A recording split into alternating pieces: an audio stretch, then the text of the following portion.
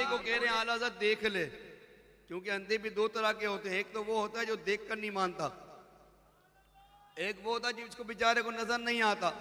देखो ना, अबू जहल ने देखा कि चांद के 2 टुकड़े हुए, माना नहीं माना, वो देख कर नहीं माना, ये सुनकर नहीं माने, और दावेदार हैं चलो हमारे साथ, ये पीछे ही लगता है ना, आओ हमारे साथ, हम जन्नती लोग हैं। अब देखें आला हज़रत का अंदाज, मोहब्बत वालों के साथ मोहब्बत का अंदाज, और आला हज़रत इन बेअदबों के लिए किस अंदाज में गुफ्तगू करते हैं, जन्नत की बात करता है। तुझसे और जन्नत से क्या मतलब, ओ वहां भी दूर हो। हर सुन्नी फख्र करे कि सुन्नी घर में पैदा हुआ है, ऐसा हाथ खड़ा करके बोले हम रसूल लागा के, बोलो हम रसूल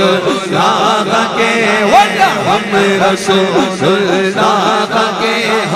हम रसूल लागा के, हम रसूल लागा के, वल्लाह हम रसूल लागा के,